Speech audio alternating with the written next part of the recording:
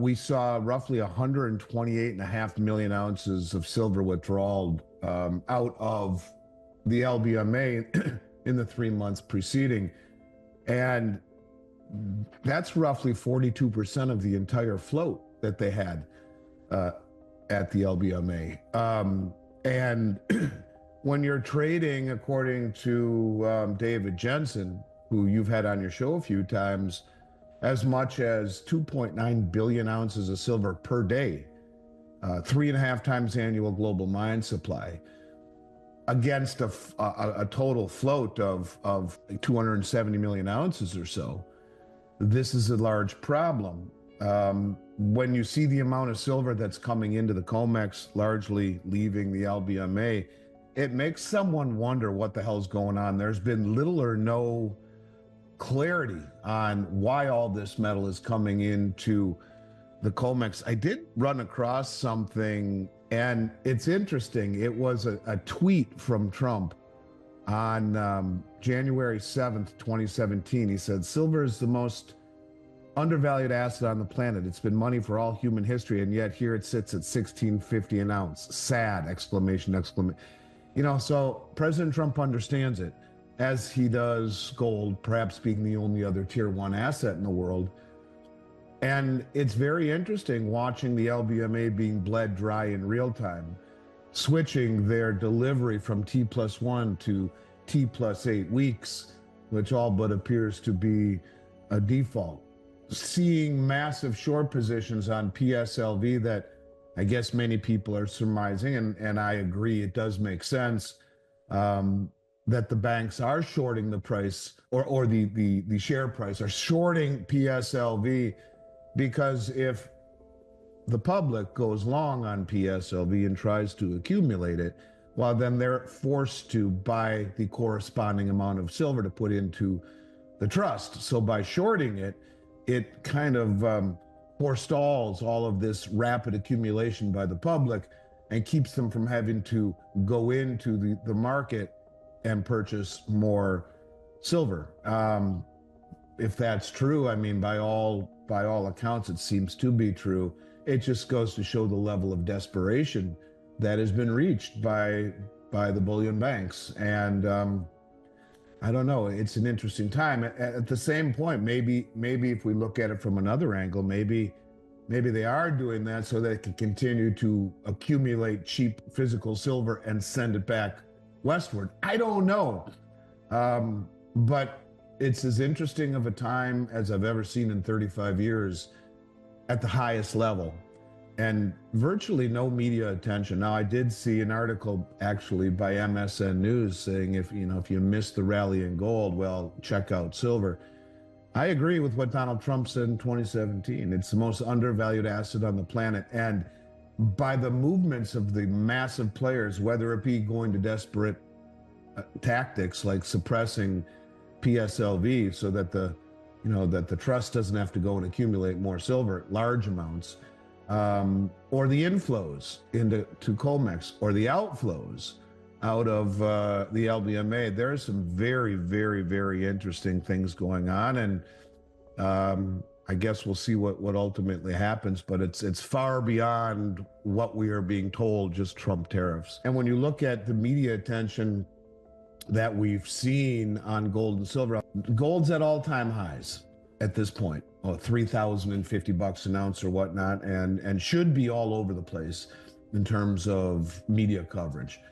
And there's a stream that goes at the bottom of this of the page like this, and that shows individual stocks. And then underneath that are three boxes, and they flip like this every 5 or 6 seconds. And we'll say the indices like the Dow, the NASDAQ, the Nikkei, the S&P, gold, Bitcoin. So I'm watching it for a while. I'm like, this something doesn't seem right here. And I watch gold come up. Now, again, if you would have told me, Mario, at any point in my career that gold would be $3,050 an ounce, and most people have no idea, zero, because there's no media attention, I'd say there's no way. There's just absolutely no way. I mean, I remember when gold finally broke through 400, it was all over the place, let alone 1,000. But here we are at 3,050 and virtually no attention, and it comes through gold. And I count, you know, 1, 2, 3, and this took, I don't know, 4 or 5 minutes, 44 turns of the boxes before gold came up again. During that time, I also counted how many times Bitcoin or Bitcoin futures were in the same boxes. 1 out of 44 for gold, 9 out of 44 for Bitcoin. Now, do you think that there is a message in that? I do. I'm thinking to myself, gold's at all-time highs. The LBMA is being drained. The United States has become a net importer of gold, massive, and largest deliveries in the history of the COMEX ever. And yet 1 out of 44, 9 out of 44 for Bitcoin. And I think this is the problem, is that there are a lot of well-read people just reading the wrong stuff, being followed by or being following the wrong source of information.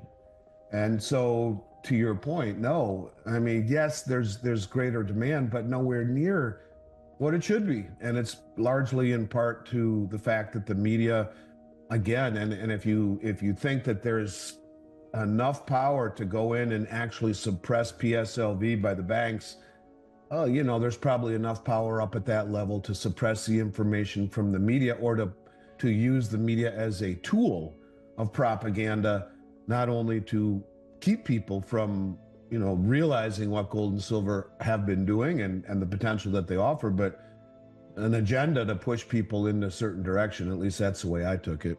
From a standpoint of 1 ounce gold coins, Mario, $59 over spot for a Krugerrand is as cheap as they get.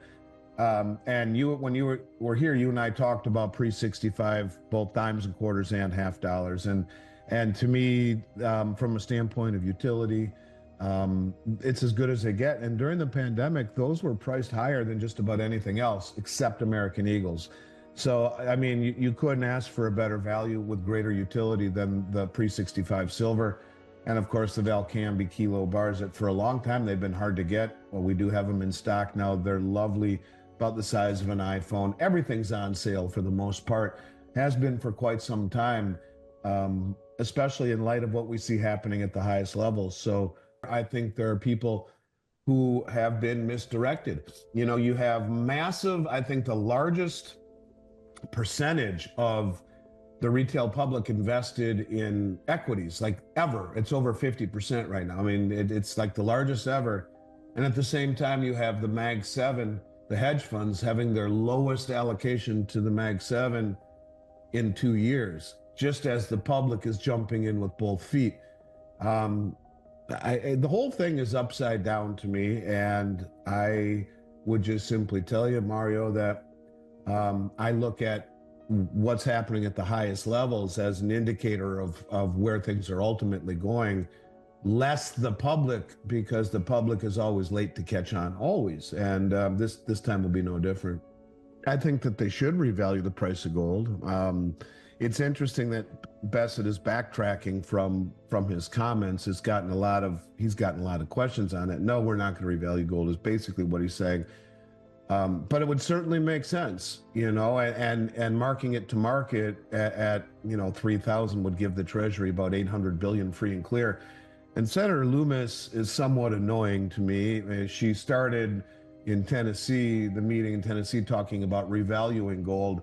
Now I think she got a lot of crap about publicly saying some of these things. I'm not sure. Now she's even talking about selling the gold to fund a strategic Bitcoin account. You see, but you wouldn't need to sell the gold, because when the Treasury, who owns the gold, gives gold certificates to the Fed, and the Fed gives money to the Treasury General account, those certificates have no claim on the physical gold. It's a stupid accounting gimmick, is what it is. They have a claim on fiat currency in that amount, but you know, people think, well, if the Treasury gives the certificate or gives the gold to the Fed, who gives them certificates which are claim on the gold, and then pays them money for it, that goes right into the Treasury General account. Well, does that mean the Fed owns the gold? No, it doesn't. And it doesn't mean they own a claim on it either. So in essence, they could market to market and then go beyond that. If you take the money supply and you take a 40% gold backing or a 40% of the largest, broadest measure of the US money supply and divide it into the ounces of gold we supposedly hold on behalf of the American people, which again hasn't fully been audited since 53, you come up with just over $12,000 an ounce. As crazy as that sounds, every $4,000 increase would give the Treasury General account from the Fed $1 trillion free and clear. So that would add $3 trillion to the Treasury General account, which they could go do whatever the hell they want with at that point, whether it be buying Bitcoin to pay down the debt or whatever it may be.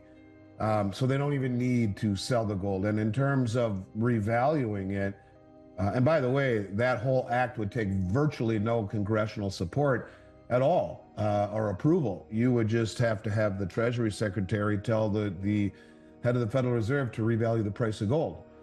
And it's done. So should they do it? Yeah. I mean, why else are they bringing back all this gold? It's very difficult to surmise. When you talk to Judy Shelton, as I have, and she said she was told by Trump, she believes that they will issue gold-backed treasuries on July 4th, 2026, the 250th year anniversary. Well, that gives us just over a year to do that. Maybe you have to have gold at a much higher price, but the first thing to do is to onshore it. I don't know. I think that there would be ramifications. We'll probably see much higher inflation as that money is just created out of thin air and then used to do something with into the economy. But maybe a lesser of all evils, a way to inspire confidence in the balance sheet or a country that's working on it.